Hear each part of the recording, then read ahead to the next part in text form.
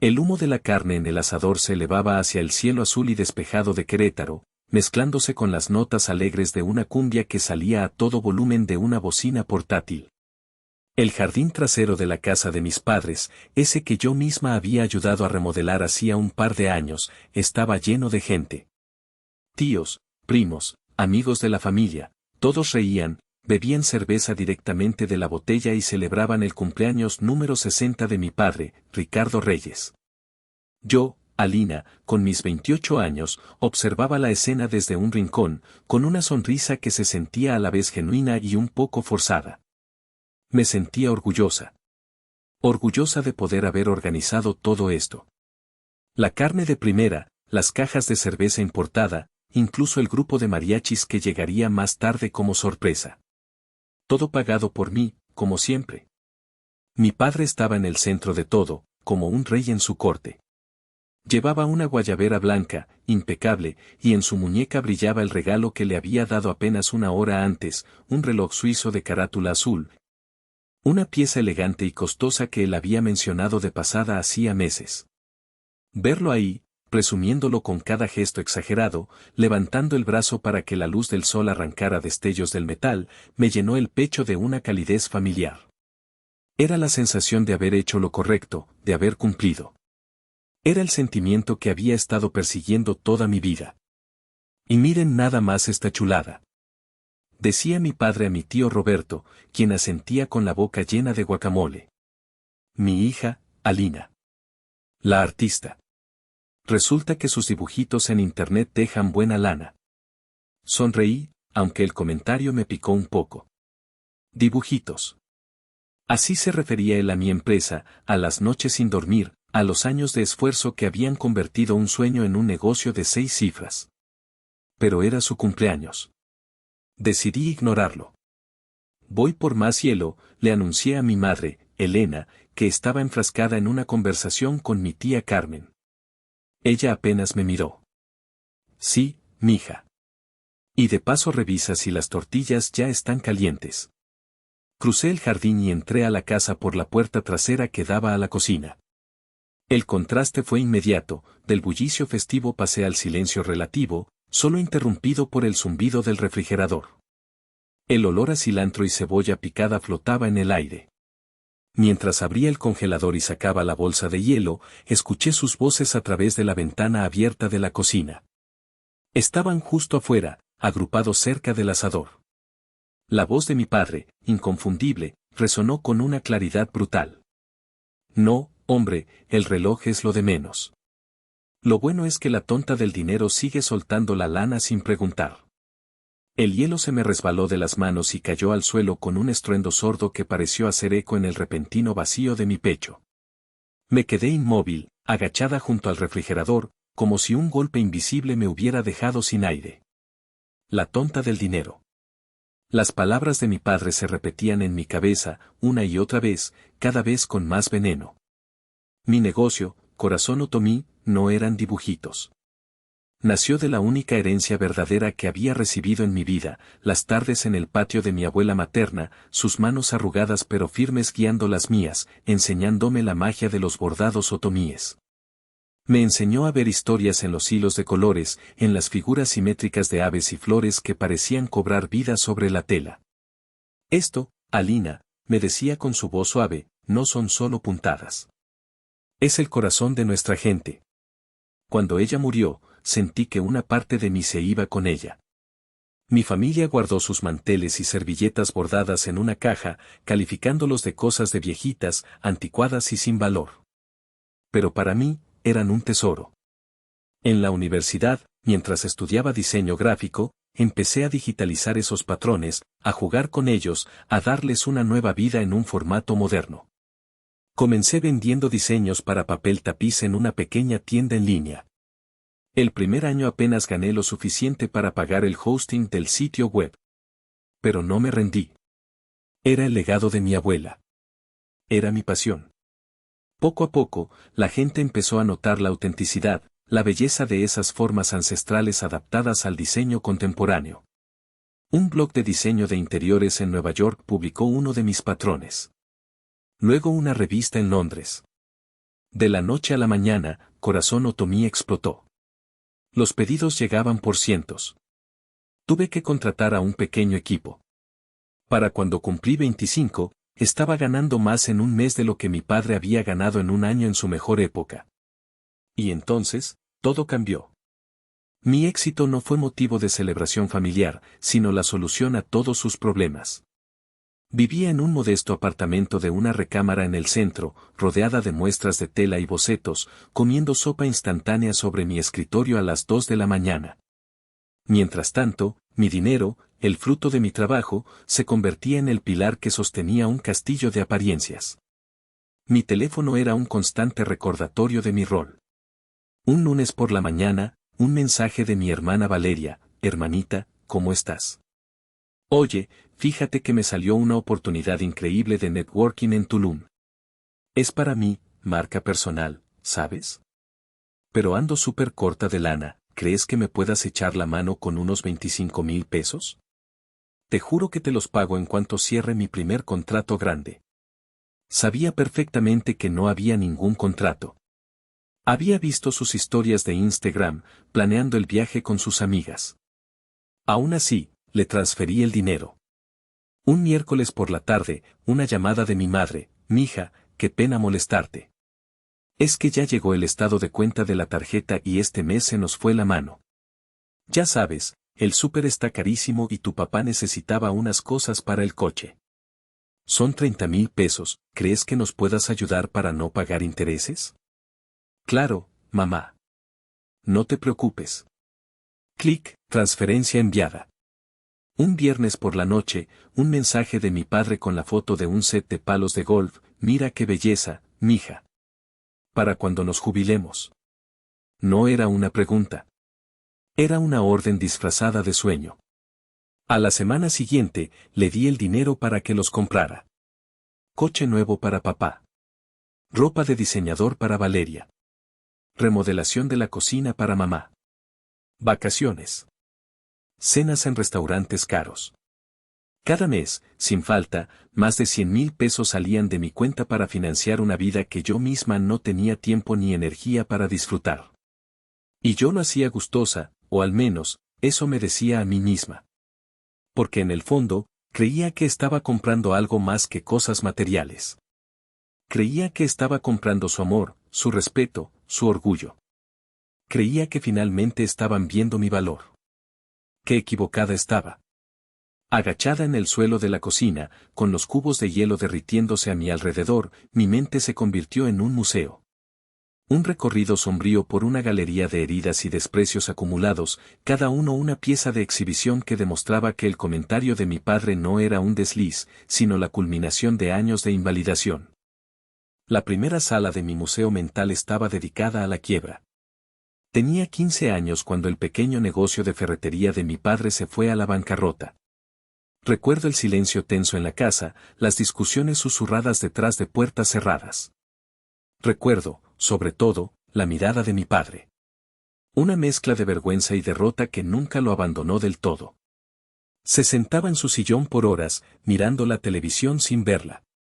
Fue una sombra que se cernió sobre nuestra familia, un recordatorio constante de la fragilidad y el fracaso. Y yo, en mi corazón adolescente, me hice una promesa silenciosa: yo no sería así. Yo tendría éxito. Yo lo salvaría.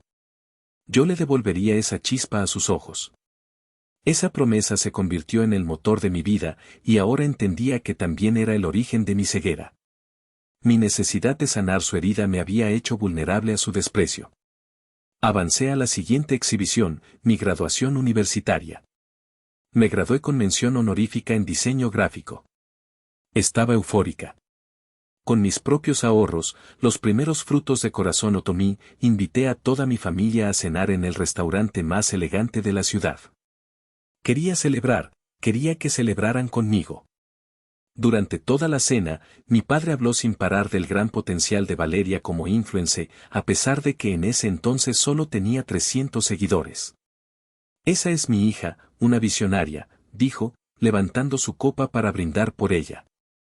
Cuando intenté hablar de mi tesis, de mis planes para la empresa, él simplemente asintió con la cabeza, distraído, Y cambió de tema.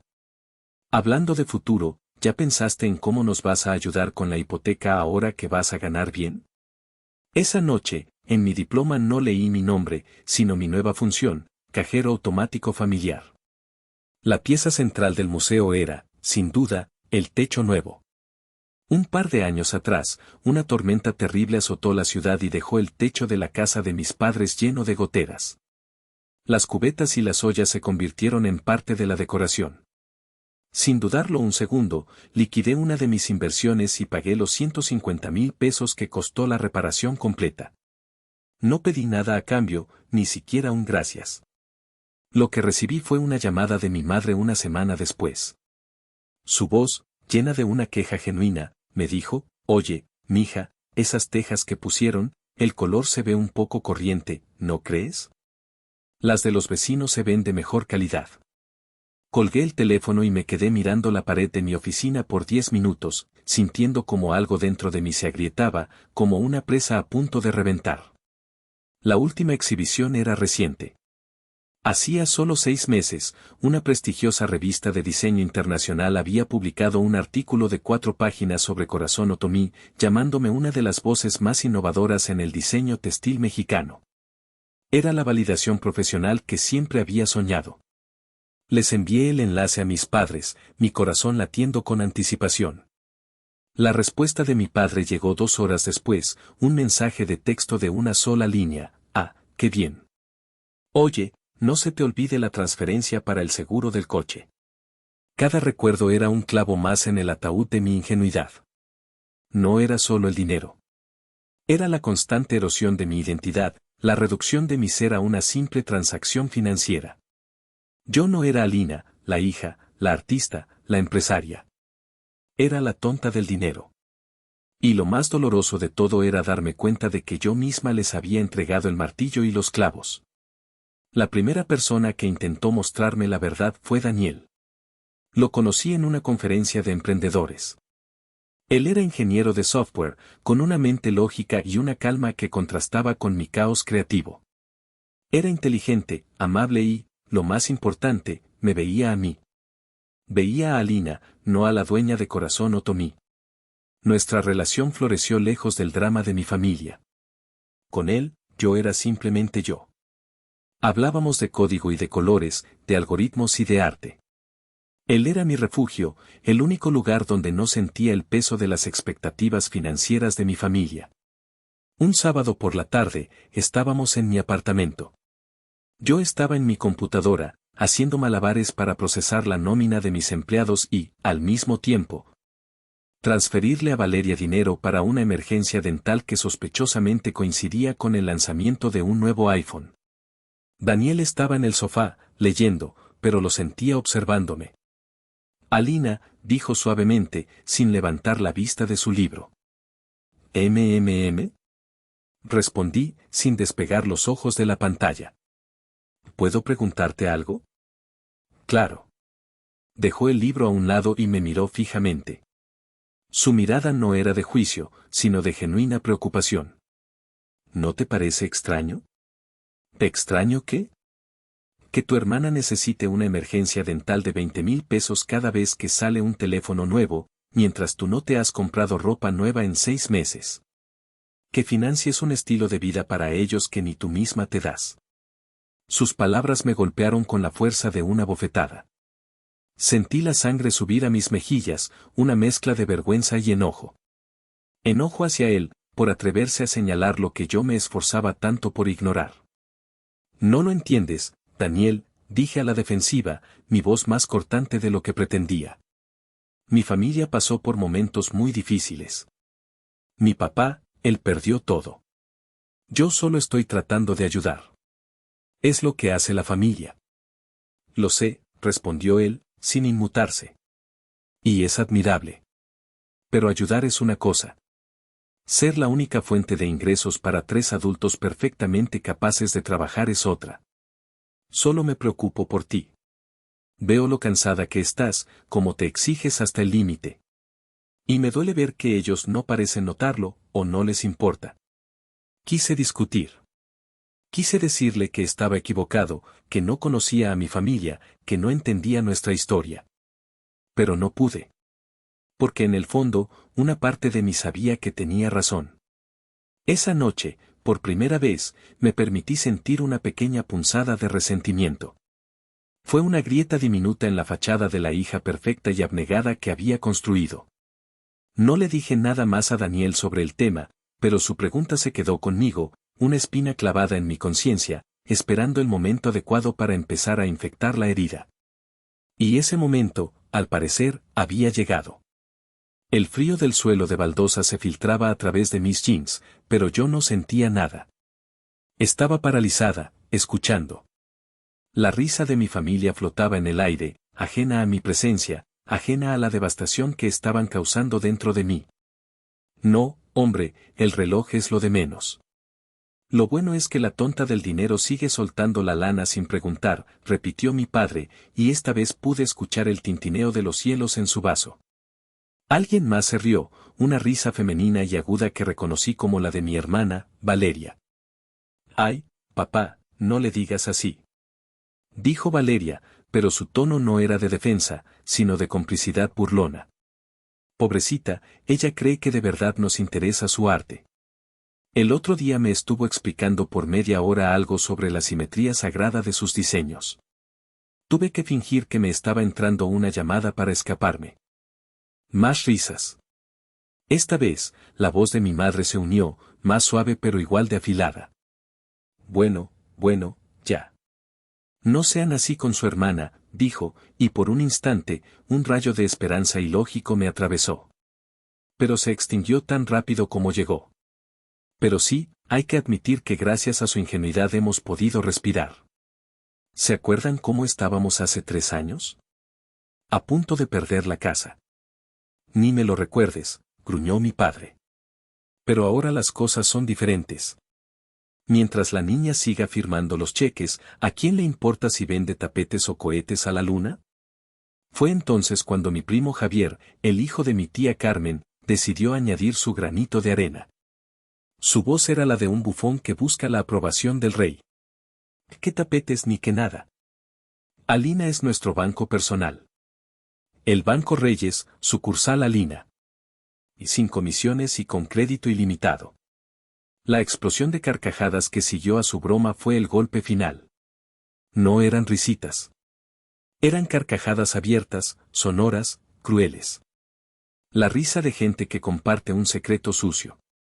La risa de depredadores que admiran a su presa, no por su belleza, sino por la facilidad con la que cayó en la trampa.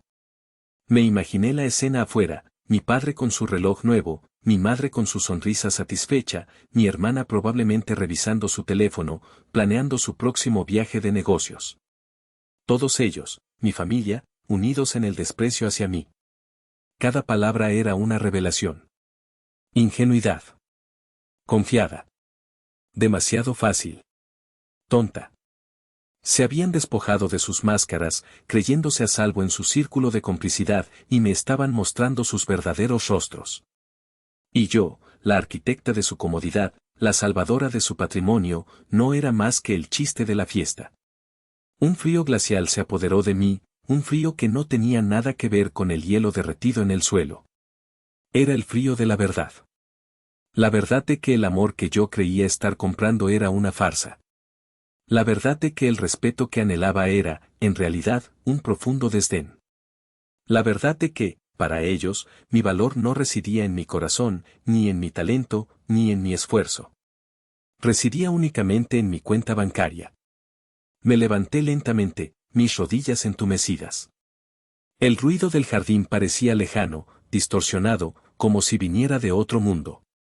Ya no había dolor.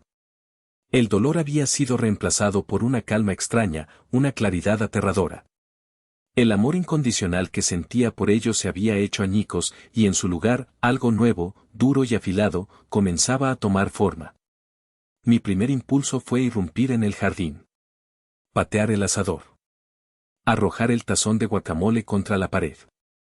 Quería gritarles en la cara, ver sus sonrisas congelarse y transformarse en máscaras de pánico. Quería obligarlos a enfrentar la fealdad de sus palabras, a ahogarse en su propia hipocresía. Quería hacer una escena tan monumental que quedara grabada en la historia de la familia Reyes para siempre. Pero mientras mi mano se posaba en el pomo de la puerta, una imagen diferente apareció en mi mente. Sus rostros, al principio sorprendidos, luego llenos de una falsa contrición. Las lágrimas de cocodrilo de mi madre. Las excusas de mi padre: no era en serio, mija, solo estábamos bromeando.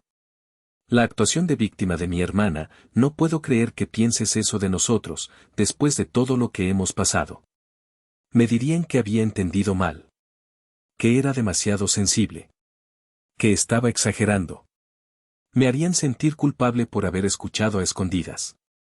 Me manipularían, como siempre lo habían hecho, hasta que yo, agotada y confundida, terminara pidiendo perdón por haberme sentido herida. Y en unas semanas, todo volvería a la normalidad. El flujo de dinero se reanudaría. Solo que ahora, tendrían más cuidado. Susurrarían sus burlas en lugar de gritarlas. Pero nada, absolutamente nada, cambiaría. No. No les daría esa satisfacción. No les daría la oportunidad de volver a tejer su red de mentiras a mi alrededor. Con una deliberación que me sorprendió a mí misma, di media vuelta. Dejé la bolsa de hielo a medio derretir en el fregadero. Caminé por el pasillo, mis pasos silenciosos sobre las baldosas. Pasé por la sala, donde los abrigos y bolsos de los invitados estaban apilados en un sillón. Tomé el mío. Abrí la puerta principal con un cuidado infinito para que no rechinara. Una vez afuera, el sol de la tarde me cegó por un momento. El sonido de la fiesta era más apagado desde este lado de la casa. Nadie me vio salir. Nadie notó mi ausencia. Era invisible, tal como siempre me habían hecho sentir, solo que esta vez, era por mi propia elección. Subí a mi coche, un modelo compacto y funcional que contrastaba absurdamente con el BMW de mi padre estacionado en la entrada, ese que yo estaba pagando a plazos. Encendí el motor y me alejé lentamente, sin mirar atrás. Conduje sin rumbo fijo, las calles de la ciudad pasando como un borrón a través de mis ojos secos. No lloré. Las lágrimas se sentían como un lujo que no podía permitirme, una debilidad que ya no me pertenecía. Finalmente, me detuve en el Mirador de los Arcos, un lugar al que solía venir con mi abuela. El sol comenzaba a descender, tiñendo el cielo de tonos naranjas y púrpuras. La ciudad se extendía a mis pies, un mar de luces que comenzaban a parpadear. Saqué mi teléfono. Tenía 3 llamadas perdidas de mi madre. Segaramente preguntando por el hielo. Las ignoré. Busqué el contacto de Daniel y pulsé el botón de llamar. Respondió al segundo tono. Hola, Ali. ¿Todo bien? ¿Cómo va la fiesta? Tomé una respiración profunda, el aire fresco llenando mis pulmones. Mi voz, cuando salió, sonó extrañamente calmada, como si perteneciera a otra persona. Tenías razón, dije, sin preámbulos. Hubo un silencio al otro lado de la línea. Daniel era lo suficientemente inteligente como para entender exactamente a qué me refería. Lo siento mucho, Ali, dijo finalmente, su voz llena de una empatía que me conmovió más que cualquier lágrima. ¿Estás bien? ¿Dónde estás? Estoy en el mirador. Y sí, estoy bien, mentí, o tal vez no. No me sentía bien, pero tampoco me sentía rota. Me sentía despierta. Se acabó, Daniel. Todo se acabó. El lunes por la mañana no fui a mi estudio. En lugar de eso, me dirigí a una de las zonas más exclusivas de la ciudad, a un edificio de oficinas moderno con fachada de cristal y acero. El nombre en el directorio del vestíbulo decía, Montes y Asociados, Asesoría Legal Corporativa. Había pasado todo el domingo investigando. Necesitaba a la mejor. Alguien que no se dejara intimidar, alguien que entendiera el mundo de los negocios y las finanzas. El nombre de Sofía Montes apareció en varias publicaciones como una de las abogadas corporativas más astutas y exitosas del estado. Una llamada a un contacto de negocios me consiguió una cita de emergencia. La oficina de la licenciada Montes estaba en el último piso, con una vista panorámica de la ciudad que empequeñecía la del mirador. Era una mujer de unos 50 años, vestida con un traje sastre impecable, con el cabello plateado recogido en un moño elegante y una mirada que parecía capaz de analizar un contrato de 100 páginas en 10 segundos. Señorita Reyes, dijo, indicándome que tomara asiento. Su contacto me dijo que era un asunto urgente y confidencial. Soy toda oídos. Durante la siguiente hora, le conté todo. Empecé por el principio, la quiebra de mi padre, el nacimiento de Corazón Otomí, el lento pero constante drenaje de mis finanzas para sostener a mi familia. Le hablé del coche, de la remodelación, de las vacaciones, de los préstamos que nunca fueron pagados. Y finalmente, le conté la conversación que había escuchado en la fiesta de cumpleaños. Mientras hablaba, no mostré emoción. Expuse los hechos de forma clara y concisa, como si estuviera presentando un informe de negocios. La licenciada Montes escuchaba atentamente, sin interrumpir, tomando notas ocasionales en una libreta de cuero. Su expresión era indescifrable. Cuando terminé, se reclinó en su silla y me observó en silencio por un momento que pareció eterno. Entiendo su dolor, señorita Reyes, dijo finalmente, su voz era profesional pero no fría. Y entiendo su ira. La pregunta es, ¿qué quiere hacer al respecto? ¿Quiere simplemente cortarles el grifo financiero, o busca algo más? Quiero algo más, respondí sin dudar. No quiero solo recuperar mi dinero. Quiero recuperar mi dignidad. Quiero que entiendan, de una vez por todas, que no soy una tonta. La abogada asintió lentamente, una chispa de interés brillando en sus ojos. Bien. Para poder asesorarla correctamente, necesito acceso completo a sus registros financieros y a cualquier documento que tenga sobre las finanzas de sus padres. ¿Tiene idea de cuál es su situación real, más allá de lo que usted les proporciona? No exactamente, admití. Sé que la casa estaba hipotecada. Yo les ayudé con los pagos durante un tiempo, pero nunca vi los papeles del banco. De acuerdo. Denme 24 horas. Con su autorización, mi equipo puede hacer una investigación preliminar. A veces, la verdad es mucho más interesante de lo que parece. Le di la autorización y toda la información que tenía. Salí de su oficina sintiéndome extrañamente ligera. Había dado el primer paso. Había convertido mi dolor en acción. Al día siguiente, la licenciada Montes me llamó. Su voz tenía un nuevo matiz de urgencia. Señorita Reyes, necesito que venga a mi oficina de inmediato. Lo que encontramos es significativo. Cuando llegué, ella tenía una pila de documentos sobre su escritorio. Su rostro, normalmente sereno, mostraba una expresión de severa desaprobación.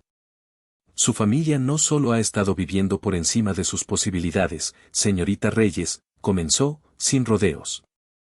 Han estado viviendo al borde del abismo. Y usted era la única red de seguridad que los mantenía a flote. Me explicó. La hipoteca con el banco era solo la punta del iceberg. Hacía un año, mi padre, en un intento desesperado por revivir sus días de gran empresario, había sacado un segundo préstamo sobre la casa. Pero no de un banco. Lo había hecho con una de esas empresas financieras de dudosa reputación, conocidas por sus tasas de interés exorbitantes y sus métodos de cobro agresivos. El dinero, según los registros, lo había invertido en un esquema de criptomonedas que resultó ser un fraude, perdiéndolo todo en cuestión de semanas. Están atrasados en los pagos con esta financiera, continuó la abogada, señalando una carta con letras rojas y grandes. Según este documento, les quedan exactamente 57 días antes de que la empresa ejecute la garantía y se quede con la casa. Están a punto de perderlo todo, y por lo que veo, ni siquiera se lo han mencionado. Me quedé sin palabras. El nivel de engaño era mucho más profundo de lo que había imaginado. No solo me estaban usando, me estaban ocultando activamente la magnitud de su irresponsabilidad, probablemente planeando venir a mí llorando en el último minuto para que yo, la tonta del dinero, resolviera el desastre una vez más. Una oleada de furia, fría y pura, me recorrió. Ya no se trataba solo de mi dignidad. Se trataba de justicia. Miré a la licenciada Montes, la furia dentro de mí cristalizándose en una idea clara y nítida. ¿Qué pasaría si esa financiera vendiera la deuda? Pregunté, mi voz sonaba hueca en mis propios oídos. La abogada levantó una ceja, entendiendo de inmediato la dirección de mis pensamientos. Una sonrisa casi imperceptible se dibujó en sus labios. Estas empresas a menudo prefieren un pago rápido y seguro que un largo y complicado proceso de ejecución hipotecaria. Si alguien llegara con una oferta en efectivo para liquidar la totalidad de la deuda, es muy probable que la aceptaran, incluso con un pequeño descuento. ¿Y la deuda con el banco principal también se podría comprar? Continué, mi mente trabajando a toda velocidad. Es más complicado, pero no imposible. Si se presenta una oferta sólida para comprar el activo, es decir, la casa, liquidando la hipoteca en el proceso, el banco estaría más que dispuesto a escuchar. Para ellos, es eliminar un riesgo de su cartera. Me incliné hacia adelante, mis manos entrelazadas sobre el escritorio de caoba. Entonces, ese es el plan. No voy a salvarlos. Voy a comprarlos. La licenciada Montes no pareció sorprendida. De hecho, parecía vigorizada, como un estratega al que le acaban de presentar un desafío digno de su talento. Es un plan audaz, señorita Reyes. Me gusta, dijo, abriendo un nuevo archivo en su computadora. Pero debemos hacerlo de forma inteligente y discreta. Usted no puede aparecer en ningún documento. Necesitamos una capa de separación. Durante las siguientes 2 semanas, la oficina de la licenciada Montes se convirtió en mi centro de operaciones. Siguiendo sus instrucciones, di el primer paso, la creación de una sociedad anónima. La llamamos Inmobiliaria del Bajío, SADCB, un nombre deliberadamente genérico y aburrido, diseñado para no llamar la atención. Yo era la única accionista y representante legal, pero mi nombre estaba oculto tras el velo de la jerga corporativa. Luego, con la estructura legal en su lugar, comenzamos la ofensiva. La licenciada Montes, actuando en nombre de Inmobiliaria del Bajío, contactó primero a la financiera usurera. La negociación fue rápida. Como ella había predicho, estaban más que felices de recibir 2 millones de pesos en efectivo y deshacerse de un cliente problemático. Firmamos los papeles. La deuda más peligrosa ahora me pertenecía. El siguiente paso fue el banco. Esta negociación fue más formal, pero igualmente efectiva. Inmobiliaria del Bajío presentó una oferta formal para adquirir la propiedad, liquidando el saldo restante de la hipoteca original, que ascendía a poco más de 500,000 pesos. Desde la perspectiva del banco, era un negocio redondo. Recibían su dinero de inmediato y eliminaban la posibilidad de un futuro impago. En menos de 10 días, la transacción estaba completa. El costo total de la operación fue de 2,500,000 pesos. Una suma considerable, pero una fracción de lo que les había dado a lo largo de los años sin recibir nada a cambio. El dinero salió de una de mis cuentas de inversión, la misma que había estado reservando para, irónicamente, dar el enganche de mi propia casa algún día. Cuando la licenciada Montes me entregó la carpeta final con las escrituras de la casa a nombre de Inmobiliaria del Bajío, sentí un escalofrío. En mis manos no solo tenía un fajo de papeles legales. Tenía el poder. Tenía el control. Tenía el escenario perfecto para la lección que estaba a punto de impartir. Mientras todo esto sucedía en secreto, yo seguía interpretando mi papel. Respondía a los mensajes de mi madre con monosílabos. Ignoraba las indirectas de mi hermana sobre sus necesidades.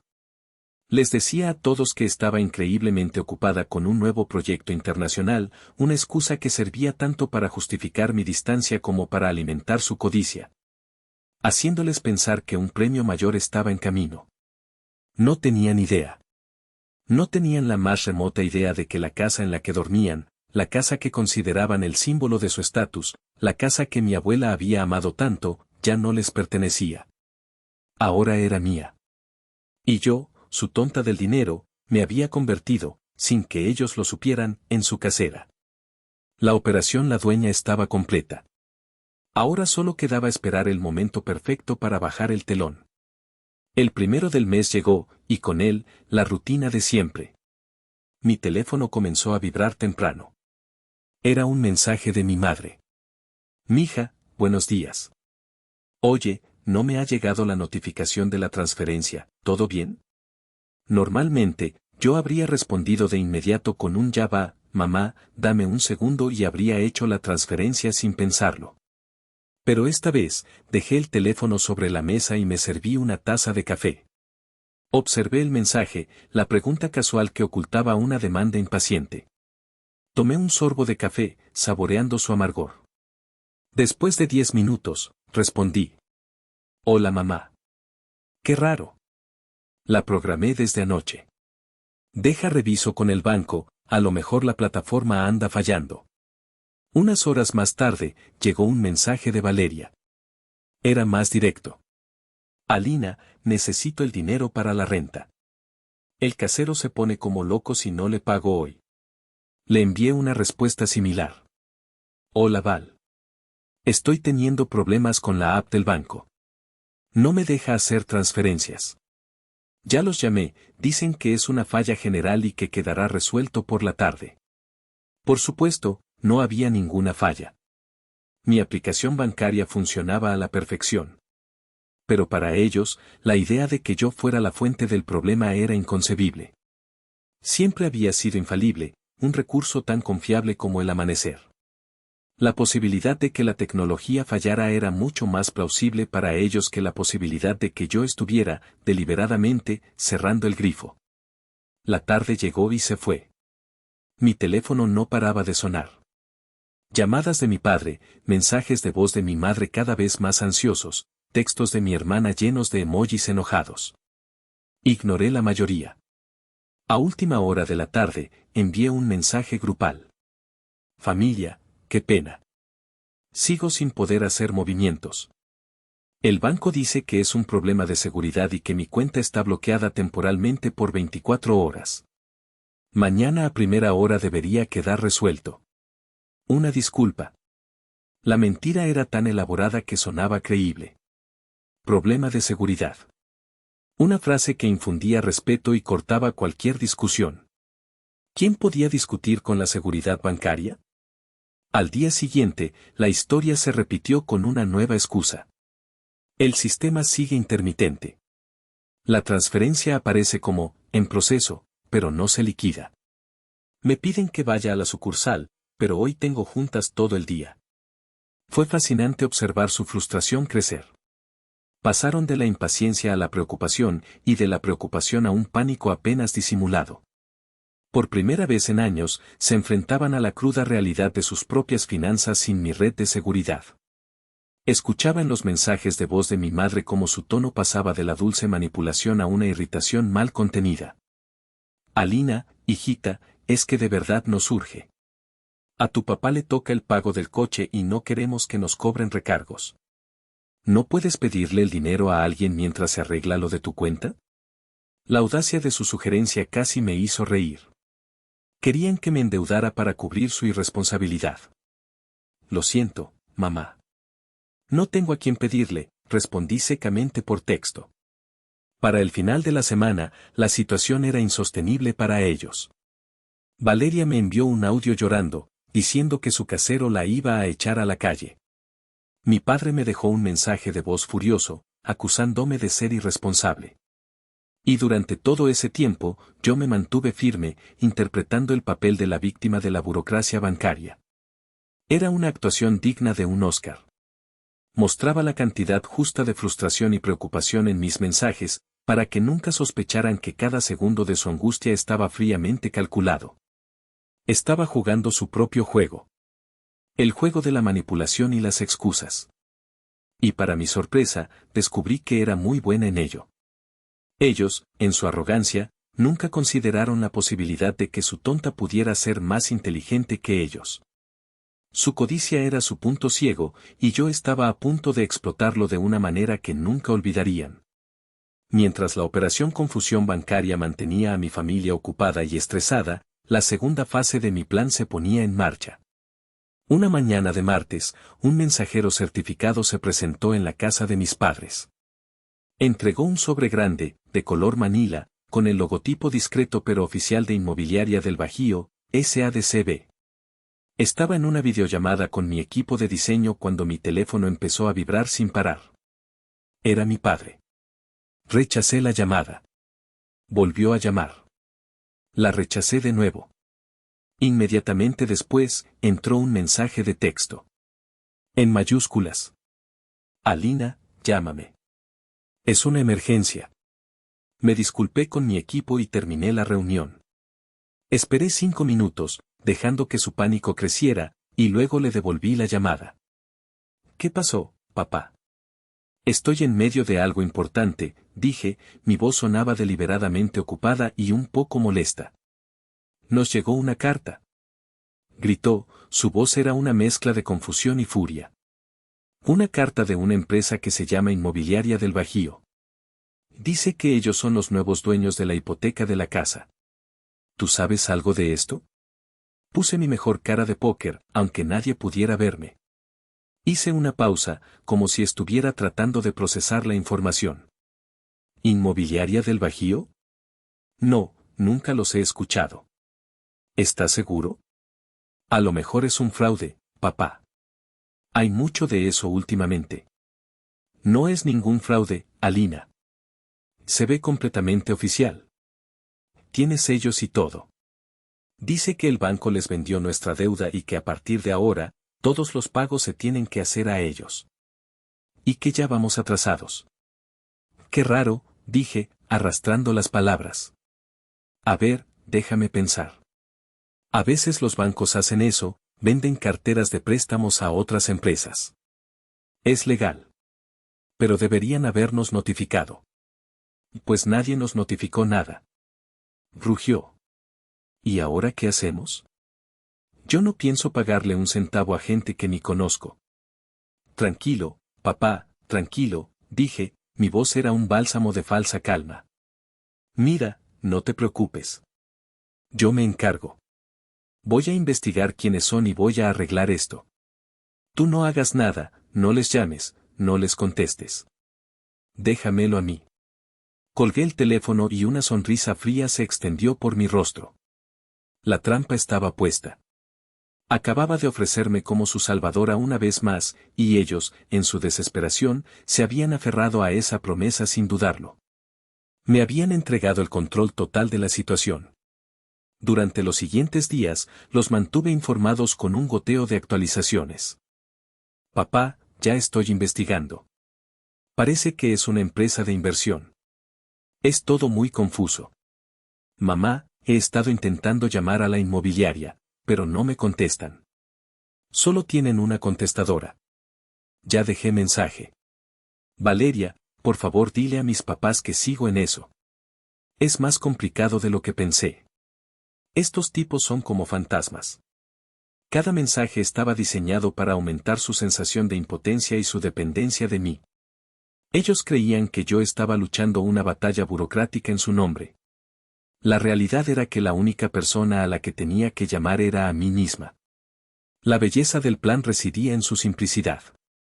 Ellos estaban luchando contra un enemigo invisible, una corporación sin rostro. No se les ocurrió pensar que el enemigo estaba durmiendo en su propia cama, por así decirlo.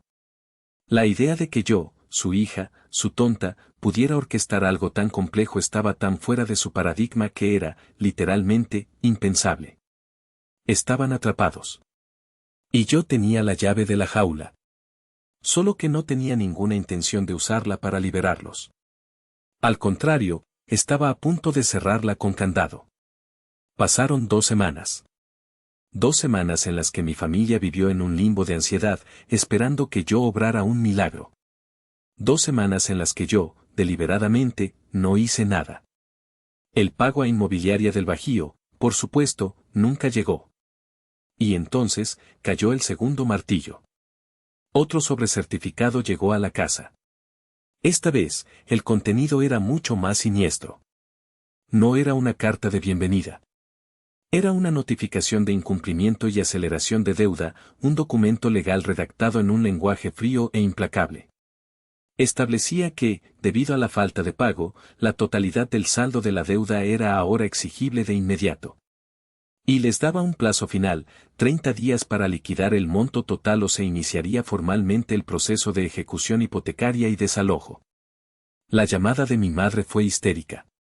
No podía ni formar frases coherentes, solo sollozos y palabras sueltas. Alina, la casa, nos van a echar, tienes que hacer algo. Esa tarde, convoqué una reunión en una cafetería neutral. No quería ir a la casa. No quería pisar el territorio que ahora era legalmente mío, no todavía. Llegaron los tres juntos, mi padre, con el rostro pálido y los hombros caídos, mi madre, con los ojos rojos e hinchados, y Valeria, que por primera vez en su vida no parecía una diva de Instagram, sino una niña asustada. ¿Qué vamos a hacer, Alina?, preguntó mi padre, su voz era un susurro ronco. Toda su arrogancia se había evaporado. Puse mi cara más seria y preocupada. Empujé la carta, que habían traído consigo, sobre la mesa. He estado investigando, mentí. Esta gente de inmobiliaria del Bajío son lo que llaman un fondo buitre. Compran deudas baratas y luego son increíblemente agresivos para cobrar. No negocian. No les interesan los planes de pago. Solo quieren el dinero o la propiedad. Pero, no tenemos ese dinero, exclamó mi madre. ¿De dónde vamos a sacar 2,5 millones de pesos? Todos me miraron. El silencio en la mesa era denso, cargado de una expectativa desesperada. Era el momento que habían estado esperando, el momento en que su cajero automático personal se activaría y resolvería el problema. Yo tampoco tengo esa cantidad de dinero líquido, dije, mi voz era firme y tranquila. Era la verdad, técnicamente. Mi dinero estaba invertido. Para conseguirlo, tendría que vender acciones de mi empresa. O liquidar mis fondos de inversión. Eso tomaría tiempo, semanas, quizás meses. Y nos penalizarían con impuestos altísimos. Perdería una fortuna. Pero es la casa de la familia. Intervino Valeria, su voz aguda con pánico. No puedes dejar que la perdamos por unos impuestos. La miré directamente a los ojos. ¿Y tú, Valeria? ¿Cuánto puedes aportar? ¿Qué tal el dinero de tu marca personal? ¿O el de tus viajes de networking? Se sonrojó y desvió la mirada, murmurando algo sobre que estaba muy apretada ahora mismo. Me volví hacia mi padre. ¿Y tú, papá? ¿El BMW? ¿Los palos de golf? Podríamos venderlos. Eso ayudaría. No seas ridícula, Alina, respondió él, ofendido. El coche es mi herramienta de trabajo. Era mentira. Era jubilado. Me recliné en mi silla, dejando que su egoísmo y sus excusas llenaran el aire.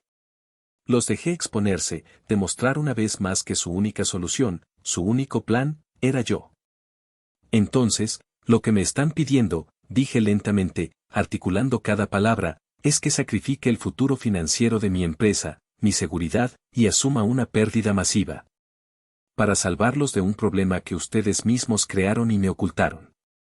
¿Es correcto? Nadie respondió. La verdad de mis palabras era innegable. Por primera vez, los estaba confrontando con el costo real de su dependencia. Y no les gustó nada. La reunión en la cafetería terminó sin una solución, exactamente como yo lo había planeado. Los dejé marinar en su propio pánico durante una semana más. Una semana de llamadas desesperadas, de mensajes suplicantes. Una semana en la que finalmente comenzaron a entender lo que significaba no tenerme como su red de seguridad incondicional.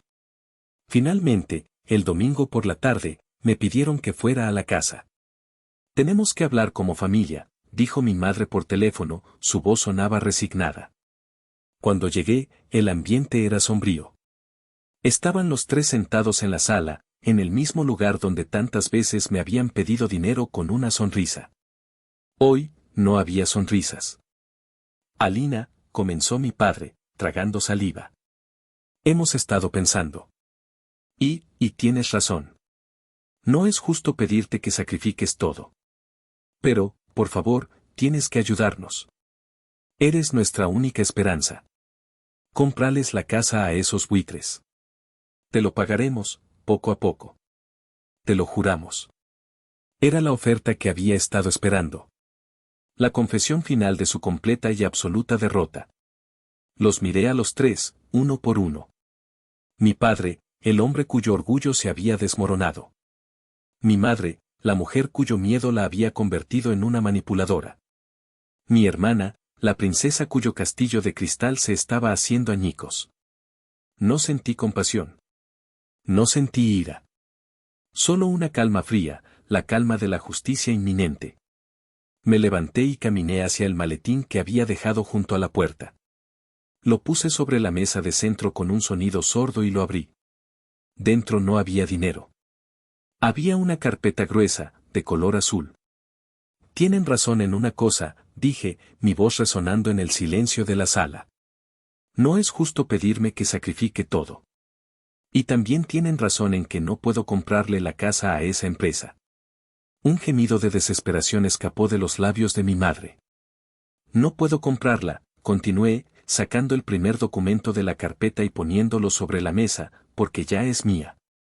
Les deslicé el acta constitutiva de Inmobiliaria del Bajío, SADCB.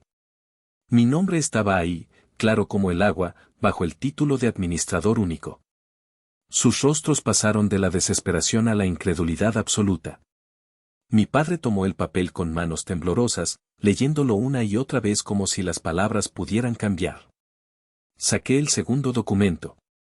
La cesión de derechos de la deuda de la financiera. Luego el tercero, la carta de liquidación de la hipoteca del banco. Y finalmente, el cuarto, el nuevo título de propiedad de la casa, a nombre de mi empresa. Ustedes no estaban tratando con un fondo buitre, dije, mi voz era tan afilada como el cristal roto. Estaban tratando conmigo. El enemigo, el fantasma, la corporación sin rostro, era yo. El silencio que siguió fue tan profundo que podía escuchar el zumbido de la electricidad en las paredes. Era el sonido de tres mundos implosionando al mismo tiempo. Pero aún no había terminado. Saqué la última hoja de la carpeta. Era una simple tabla de Excel, impresa. Y ya que estamos siendo honestos, dije, poniendo la hoja encima de las escrituras, creo que es hora de que vean el estado de cuenta final de su banco personal. La hoja de Excel era mi obra maestra. La había titulado, con una ironía mordaz, Resumen de apoyo financiero a Familia Reyes. Periodo, 2022 a 2025. Proveedor de fondos, Alina Reyes. Debajo, en columnas ordenadas, estaba todo. Cada transferencia, cada pago de tarjeta, cada préstamo. La remodelación de la cocina, 120,000 pesos. El enganche del BMW de papá, 200,000 pesos. Los 18 pagos mensuales del mismo coche, 270,000 pesos. Los viajes de negocios de Valeria a Cancún, Tulum y Los Cabos, 185,000 pesos. Las colegiaturas del curso de coaching de vida que mi hermana abandonó a las 3 semanas, 40,000 pesos. La lista seguía y seguía, una letanía de caprichos, deudas y lujos, cada uno con su fecha y su monto exacto. Y al final, en negritas y con un tamaño de fuente más grande, el total. Total de apoyo financiero no reembolsado, 3.582.450 pesos MXN. El último concepto de la lista, añadido esa misma mañana, era, regalo de cumpleaños 60, papá, reloj suizo 50,000 pesos. Mi padre se quedó mirando la cifra, su boca ligeramente abierta. El color desapareció de su rostro, dejándolo con un tono grisáceo, ceroso. Se llevó una mano al pecho, como si de repente le faltara el aire. No dijo nada. Simplemente se hundió en el sillón, un hombre repentinamente viejo y frágil, aplastado por el peso de su propia ingratitud cuantificada. Mi madre fue la siguiente en reaccionar. Sus ojos se llenaron de lágrimas, pero no eran las lágrimas de arrepentimiento que yo podría haber esperado. Eran lágrimas de furia, de indignación. ¿Cómo pudiste? Susurró, su voz temblando, llevar la cuenta, como si fueras una prestamista, somos tu familia, Alina, esto no se hace. Ah, ¿no? respondí, mi calma imperturbable. Llevar la cuenta de 3,5 millones de pesos no se hace, pero reírse a mis espaldas y llamarme tonta mientras se gastan mi dinero, eso sí se hace, ¿esas son las reglas? Valeria, por su parte, explotó. Se puso de pie de un salto, su rostro contorsionado por la rabia. «Eres un monstruo», gritó, señalándome con un dedo tembloroso. «Hiciste todo esto para humillarnos, para restregarnos tu dinero en la cara, siempre has sido así, siempre creyéndote mejor que nosotros solo porque tuviste un poco de suerte». «No fue suerte, Valeria», dije, mi voz era tan fría que pareció bajar la temperatura de la habitación. «Fue trabajo. Algo que tú no entenderías. Y esto no es para humillarlos. Es para educarlos. Es una lección de economía básica. Se llama causa y efecto. La causa fue su codicia y su desprecio. El efecto es este». El silencio regresó, más pesado y opresivo que antes. Se quedaron sin argumentos, sin excusas, sin máscaras a las que aferrarse. Estaban desnudos ante la verdad, una verdad que yo había documentado meticulosamente en una simple hoja de cálculo. Observé sus rostros descompuestos, las ruinas de la familia que yo había intentado mantener unida con dinero y abnegación. Y por primera vez, no sentí la necesidad de arreglar nada. No sentí el impulso de consolarlos, de asegurarles que todo estaría bien. Porque no lo estaría. No para ellos. Pero para mí, un nuevo amanecer estaba a punto de comenzar. Dejé que el peso de la revelación se asentara durante un minuto completo. Dejé que procesaran la enormidad de su situación, no solo habían perdido su red de seguridad, sino que la casa en la que se encontraban ya no era suya. La persona a la que habían despreciado ahora tenía el poder absoluto sobre su techo. Luego, con un movimiento lento y deliberado, saqué el último documento de mi maletín. Era un contrato de arrendamiento estándar, redactado por la licenciada Montes. Lo puse sobre la mesa, encima de la hoja de Excel. «Hay una solución para que no terminen en la calle», dije, mi tono era el de una agente inmobiliaria discutiendo los términos con un cliente. Una solución muy generosa, considerando las circunstancias. Mi padre levantó la vista, una chispa de esperanza en sus ojos derrotados. «Pueden quedarse aquí», continué. «Pero ya no como dueños. Como inquilinos». Deslicé el contrato hacia él. «La renta mensual es de 20,000 pesos. Es el precio justo de mercado para una casa de este tamaño en esta zona. De hecho, les estoy haciendo un pequeño descuento. El pago se realiza el primer día de cada mes, sin excepción. Un día de retraso y se cobra una penalización del 10%. Mi madre soltó un sollozo ahogado. 20,000 pesos, ¿de dónde quieres que saquemos 20,000 pesos al mes, Alina? Tú sabes que no los tenemos. Pues tendrán que encontrar la manera, respondí, encogiéndome de hombros. Papá tiene su pensión. Valeria, supongo que es hora de que tu marca personal empiece a generar ingresos reales en lugar de solo likes. O quizás puedas conseguir un trabajo de verdad. He oído que están contratando en el centro comercial. Valeria me miró como si le hubiera sugerido vender su alma. Además, añadí, señalando una cláusula en el contrato, se requiere un depósito de seguridad equivalente a 2 meses de renta. 40,000 pesos. Tienen 48 horas para firmar este contrato y transferir el depósito a la cuenta bancaria de Inmobiliaria del Bajío. La cuenta está detallada en la página 3. 48 horas, es imposible. Gritó mi padre, poniéndose de pie, nos estás acorralando. No, papá. Yo no los estoy acorralando. Sus propias decisiones los trajeron aquí, dije, mi voz era inquebrantable. La oferta es simple, firman y se convierten en mis inquilinos, o no firman, y el lunes por la mañana, la licenciada Montes iniciará el proceso de desalojo. La elección es suya. Mi madre se levantó y se acercó a mí, su rostro bañado en lágrimas. Trató de tomar mis manos, su táctica de manipulación final. Alina, por favor, por el amor de tu abuela, por la memoria de esta familia. Aparté mis manos suavemente, pero con firmeza. El recuerdo de mi abuela ya no era un punto débil que pudiera explotar. Era mi fuente de fortaleza. No te atrevas a mencionarla, dije, mi voz era un susurro peligroso. Ella me enseñó sobre el valor del trabajo y el respeto. Dos cosas que ustedes olvidaron hace mucho tiempo. Una familia de verdad, mamá, no se burla del dolor ajeno a escondidas. Se acabó el juego. Tienen 48 horas. Recogí mis cosas, dejando el contrato sobre la mesa. Caminé hacia la puerta, sintiendo sus 3 pares de ojos clavados en mi espalda. Por primera vez en mi vida, al salir de esa casa, no sentí que dejaba algo atrás. Sentí que me estaba llevando todo conmigo. Las siguientes 48 horas fueron un torbellino de actividad para la familia Reyes, y yo lo observé todo desde la distancia, como un director de orquesta que ha dado la última nota y ahora solo espera el eco. Recibí una docena de llamadas de mi tía Carmen, quien sin duda había sido reclutada como mono volador principal. No contesté ninguna. Sus mensajes de voz eran una mezcla de súplicas y acusaciones. ¿Cómo puedes hacerle esto a tus padres, Alina? La familia es sagrada. Borré cada uno sin escucharlo completo.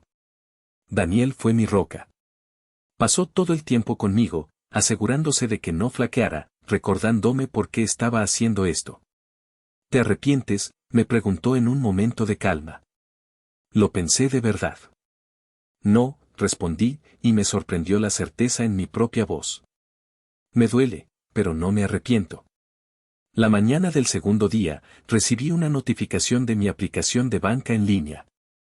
Inmobiliaria del Bajío, SADCB ha recibido una transferencia por 40,000 pesos.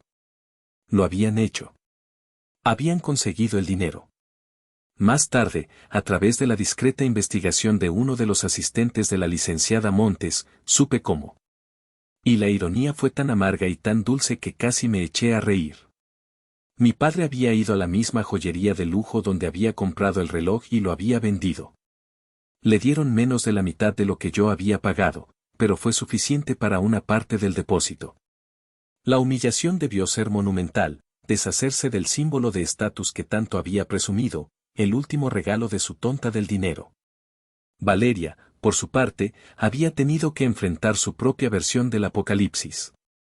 Publicó una venta de closet de emergencia en su cuenta de Instagram, vendiendo 3 de sus bolsos de diseñador más preciados y un par de zapatos de suela roja.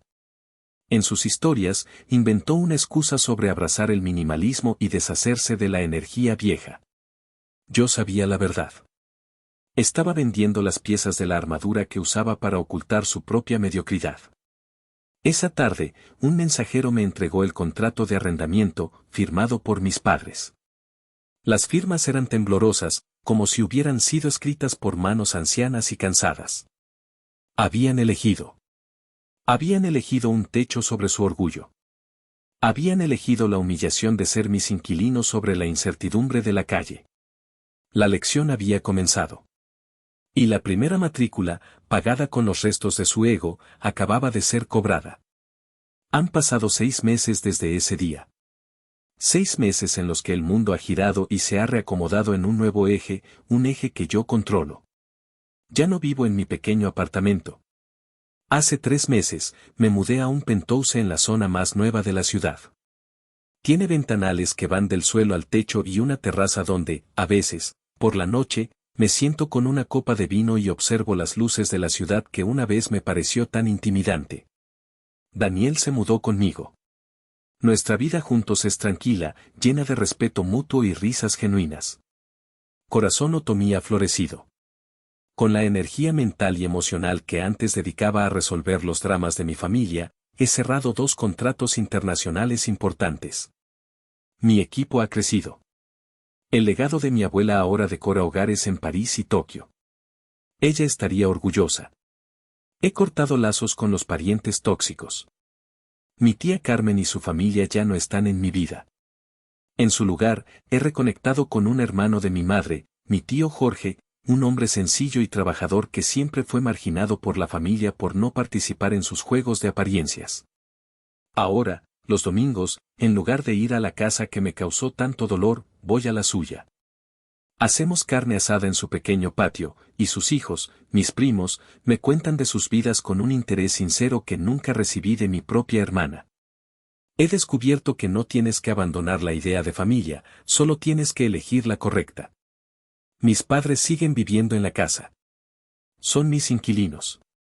Cada mes, el día primero, recibo la notificación de su pago. A veces llaman. La conversación es siempre breve y profesional. Hola, Alina.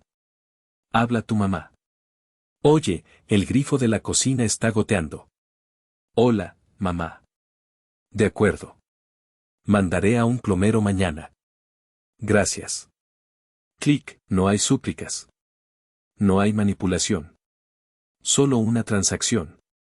Por primera vez en mi vida, en nuestra relación, hay límites claros. Y en esos límites, he encontrado una extraña forma de paz. Y de respeto. A veces, mirando la ciudad desde mi terraza, pienso en ellos. No los odio. La ira se ha disipado, dejando en su lugar una especie de tristeza distante. No destruye a mi familia. La familia que yo creía tener nunca existió realmente. Era una ilusión que yo misma había financiado. Lo que destruí fue el cajero automático. Lo que rompí fueron las cadenas de una obligación tóxica que me estaba ahogando. De una manera retorcida, incluso lo salvé. Estaban a punto de perderlo todo por la imprudencia de mi padre. Ahora, tienen un techo seguro sobre sus cabezas, uno que se ven obligados a valorar porque les cuesta. Están aprendiendo, de la manera más dura posible, el valor del dinero y, espero, el costo de la traición. Mi familia, lo que queda de ella, dice que me convertí en un monstruo, que dejé que el dinero me corrompiera y destruyera el amor familiar. Pero yo creo que fue el dinero, o más bien la falta de él, lo que finalmente reveló la verdad. Yo creo que finalmente aprendí a valorarme a mí misma por encima de su aprobación. Pero ahora les pregunto a ustedes, los que han escuchado mi historia. Después de todo lo que pasó, después de todo lo que hicieron y todo lo que hice, ¿soy yo la mala en esta historia?